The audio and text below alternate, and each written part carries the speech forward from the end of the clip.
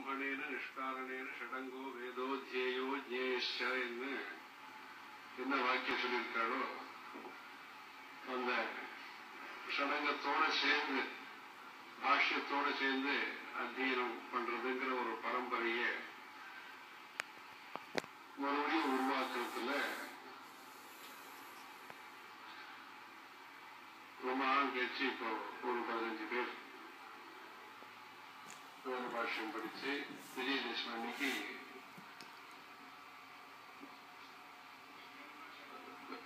வேத பாஷ்ய நடத்துற மாதிரி நிறைய தயாராகி சர்டிபிகேட்லாம் வாங்க போறாது.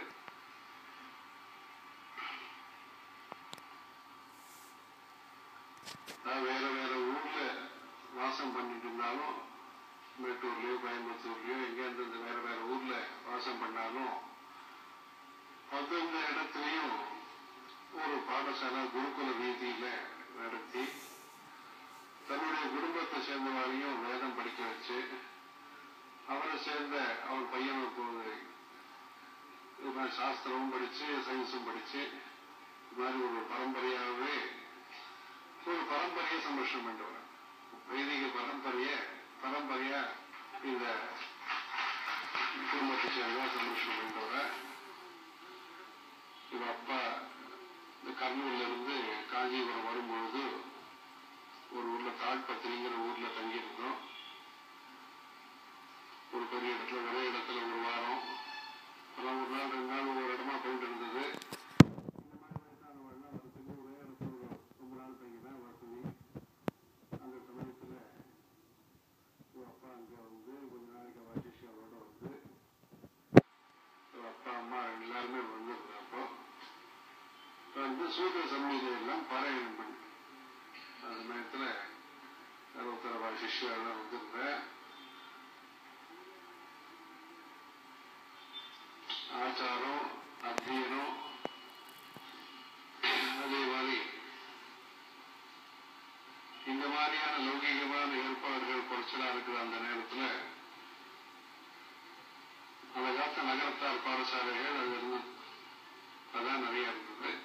தனியாவாக கொடுத்து ஆற்றுல படிக்கிறது இருந்தது.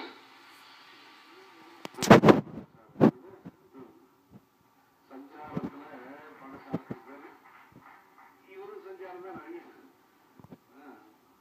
மாசத்துல நிறைய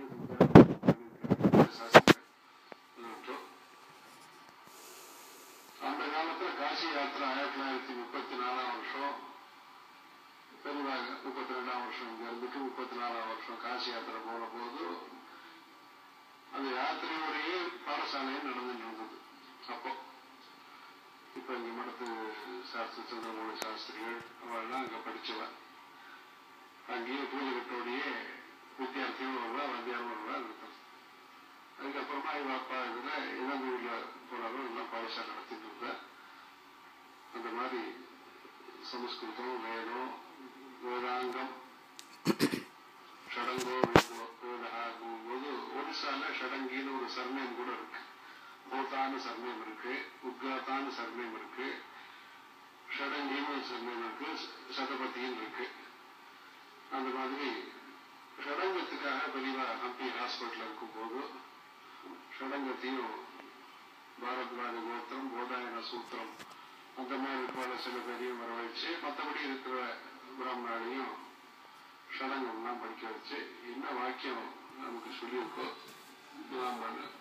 ஷடங்கம்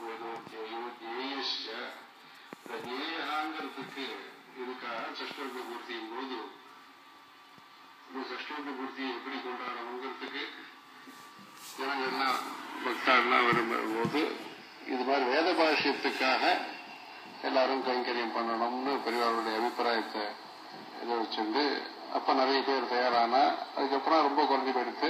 மறுபடியும் இப்ப இவர் வந்து சம்ஸ்கிருத காலேஜ்ல இருந்து ரிட்டையர் ஆனவுடனே இங்க ஒரு குருகுலம் ஆத்திரிய அப்பா எப்படி வேதத்துக்கும் வைதிகத்துக்கும் பண்ணாரோ அதே மாதிரி வேத பாஷ்யத்துக்கு ஒரு குருகுலத்தை தயார் பண்ணி இது மாதிரி பண்ணிட்டார்.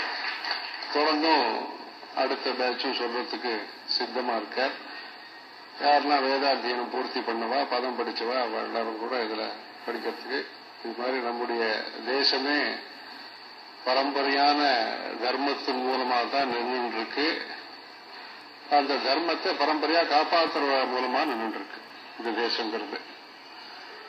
ஞானத்துக்கு ஒரு பரம்பரை இருக்கு, அந்த ஞானத்தை காப்பாற்றுறதுக்கு ஒரு பரம்பரை இருக்கு. அந்த ரெண்டும் நம்மளுடைய தேசத்துல வளரும் போது சாந்தம் சிவம் அத்வைதம் சதுர்த்தம் மன்யந்தே ச ஆத்மா சவிஜ்ஞேயா அப்படிங்கிற மாதிரி இதுல தர்ம ஞான பரம்பரையின் மூலமாக எல்லாருக்கும் சௌரியம் கிடைச்சிருக்கு. அதை உற்சாகப்படுத்துறதுக்காக தான் இன்னைக்கு பெரியவா சாதுர்மாசத்தை முடிச்சுட்டு இங்கேயே நேரம் வந்து வேற வேற சம்பிரதாயத்தை சேர்ந்து வாழும் நம்ம வாழும் வரதா இருந்தது.